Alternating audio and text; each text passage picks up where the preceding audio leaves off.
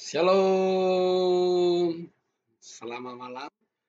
Senang kembali bisa bertemu dengan saudara-saudari dalam program Sharing and Inspiring. Doa saya ketika saya sampaikan firman Tuhan di dalam channel ini, saudara-saudari semua terinspirasi oleh firman Tuhan. Kita akan melanjutkan renungan kita dari kitab Kejadian 1 ayat masih dalam 26 dengan 27, tapi kali ini kita fokus pada kata gambar dan rupa Allah atau serupa dan segambar dengan Allah. Baik, kita berdoa terlebih dahulu. Bapa yang baik, dalam nama Tuhan Yesus kami bersyukur pada malam hari ini. Terima kasih ya Tuhan buat perlindungan-Mu dan pemeliharaan sepanjang hari, sehingga malam hari ini kami boleh bersama-sama menikmati waktu peristirahatan. Dan sebelum kami istirahat, kami mau belajar firman Tuhan. Oleh sebab itu, urapi kami semua, biar Roh Kudus yang bekerja di antara kami, yang menolong kami untuk memahami firman-Mu. Hamba-Mu yang sangat terbatas, biarlah Roh Kudus yang menolong, yang membimbing, sehingga setiap pengajaran yang keluar dari mulut hamba-Mu ada di bawah kendali Roh Kudus. Terpujilah Tuhan di segala Tuhan. Dalam nama Yesus kami berdoa. Haleluya. Amin. Baik, kita akan melanjutkan pembacaan kita. Saya akan bacakan dari kitab Kejadian. Ya, hari ini kita baca ayat 26 saja, karena kita fokus pada kata menurut gambar dan rupa. Saya bacakan. Baiklah kita menjadikan manusia menurut gambar dan rupa kita, supaya mereka berkuasa atas ikan di laut, dan burung-burung di udara, dan atas ternak, dan atas seluruh bumi, dan atas segala binatang melata yang merayap di bumi. Saudara, kita akan fokus pada kata gambar dan rupa. Ya, saya masih ingat ada pertanyaan mahasiswa begini. Allah itu kan roh, dia bilang. Iya, betul. Terus dikatakan dia serupa, berarti Allah punya rupa dong. Tidak begitu ya. Jadi kita akan pelajari, memang kita sepakat bahwa Allah itu adalah roh, dia tidak berwujud. Adapun bahasa-bahasa yang kita pakai untuk yang kita atribusikan kepada Allah, itu adalah bahasa logika kita, bahasa logika manusia untuk mengenal Allah. Misalnya seperti tangan Tuhan, itu adalah bahasa antropologi, bahasa yang kita pakai untuk mengenal Tuhan Allah yang kita sembah. Sekalipun kita tahu bahwa secara logika, ya roh itu tidak punya tangan, ya. Tapi kita gunakan itu untuk menggambarkan pengenalan kita terhadap Allah. Dan itu banyak kita temukan dalam Alkitab, ya. Jadi kalau kita bicara serupa dan segambar, ya jangan tanya ada gak gambarnya gitu. Oke, sekarang kita seperti biasa kita akan lihat. Saya sudah persingkat di sini, ya. Saya sudah persingkat. Kadang-kadang ada gangguan internet sehingga saya langsung langsung aja copy gitu ya. Jadi di sini kita bisa melihat yaitu Betzal menu itu berasal dari Selem, ya.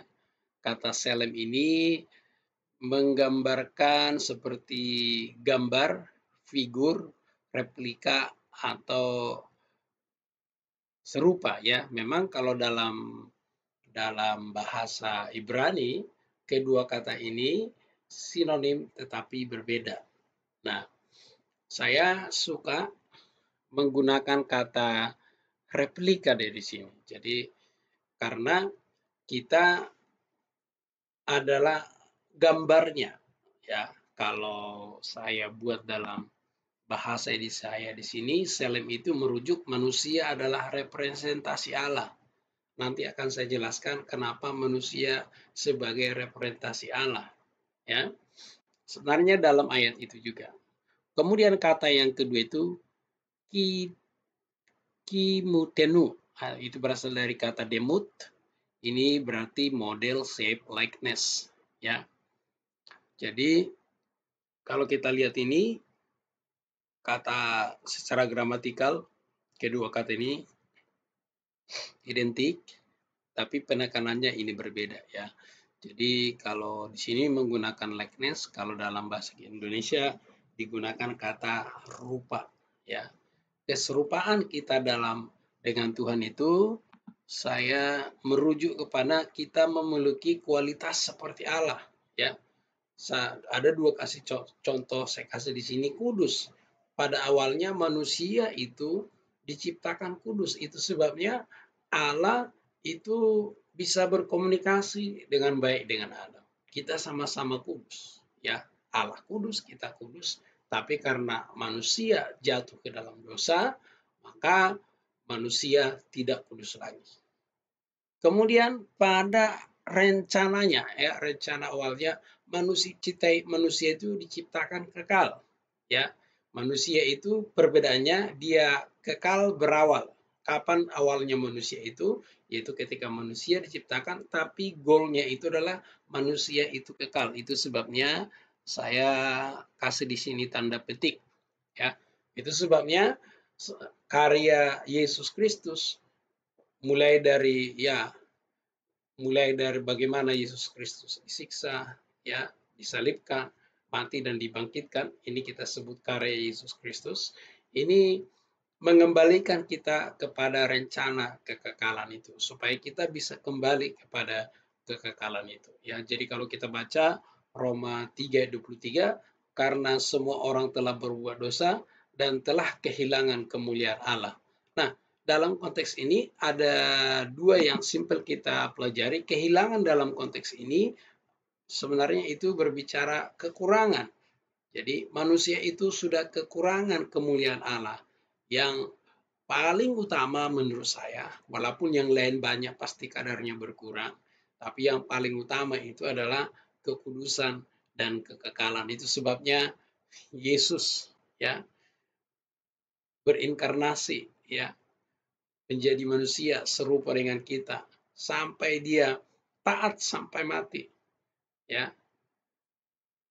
Dan ini semua demi tujuan supaya kita dikembalikan kepada rencana Allah, yaitu rencana kekekalan. Supaya kita yang sudah jatuh dalam dosa, kita bisa dipulihkan, kita bisa dikuduskan.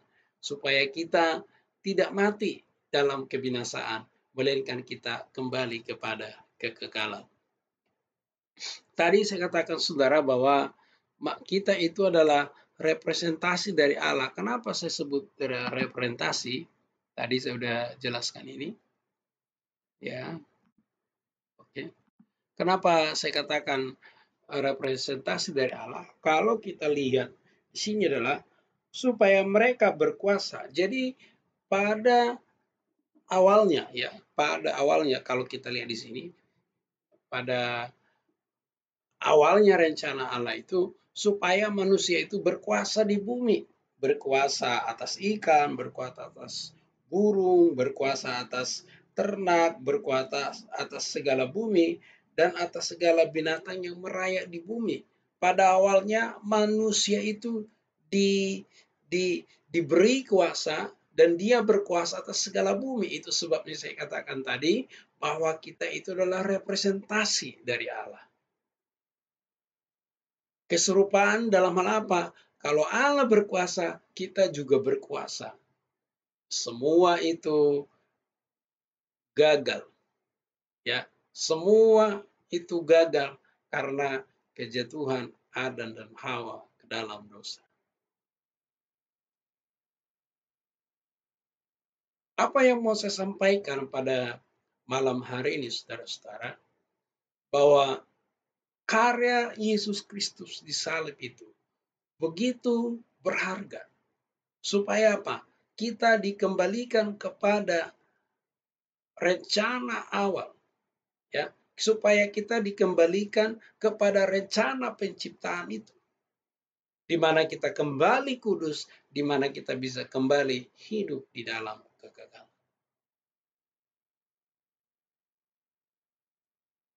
Saudara dan saya adalah representasi Allah yang harusnya berkuasa di bumi. Saudara dan saya harus menjaga kekudusan supaya kita dikembalikan nantinya ke dalam kehidupan yang kekal. Firman Tuhan jelas berkata, kuduslah kamu sebab aku.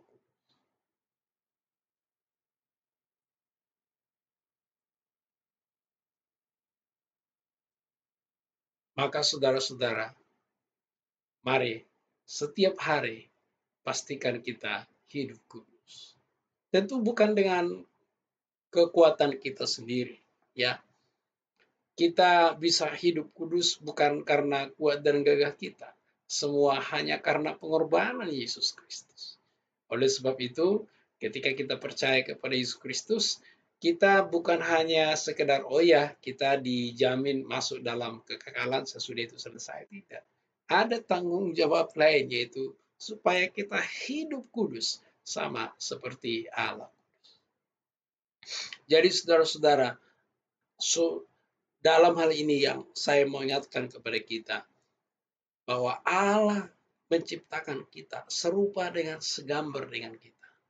Allah itu menghendaki supaya kita ini menjadi representasinya.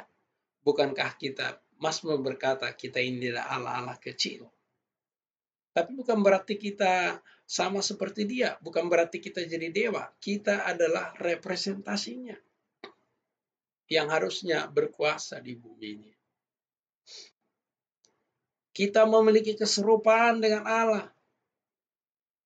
Tentu itu berkurang, ya. Kalau Roma 3, karena semua orang telah berbuat dosa dan telah kehilangan kemuliaan Allah. Lebih tepatnya kekurangan. Seperti yang saya katakan tadi, ada kekurangan di situ, yaitu kekudusan dan dalam tanda petik dalam kekal. Maka dengan karya Yesus Kristus, maka kita bisa kembali hidup kudus, ya. Maka kita kembali bisa hidup di dalam kekekalan dengan percaya, setia dan taat kepada Kristus. Tentu itu semua karena anugerah, ya. Kita diselamatkan oleh karena anugerah, ya. Jadi anugerah itu kita terima dengan iman, ya. Ekspresi dari iman itu yaitu kita taat, ya. Taat yaitu untuk hidup kudus sama seperti yang Tuhan kehendaki. Saudara-saudara, malam hari ini saya mengingatkan kita bahwa kita adalah representasi dari Allah. Sekalipun demikian, ada yang ketinggalan satu lagi. Sekalipun kita adalah representasi dari Allah, sebenarnya ada satu yang tidak diberikan oleh Allah kepada manusia. Ini tentu perlu dicatat ini, bahwa manusia itu tidak memiliki generated power. Generated power itu seperti kalau saudara perhatikan dalam video saya, yaitu Trinitas itu, ya. Generated power itu sama dengan artinya Allah itu bisa mengeluarkan, ya, seperti dia bisa mengutus Yesus dari dalam dirinya, dan sama persis, ya, tidak ada bedanya, ya. Jadi itu sebabnya dibilang satu hakikat. Jadi sekalipun Yesus berasal dari Bapa, Yesus sehakikat dengan Bapa, setara, tidak ada perbedaannya. Itulah generated power, dan itulah yang tidak dimiliki manusia, dan itulah yang membedakan manusia dengan Allah, salah satunya, ya.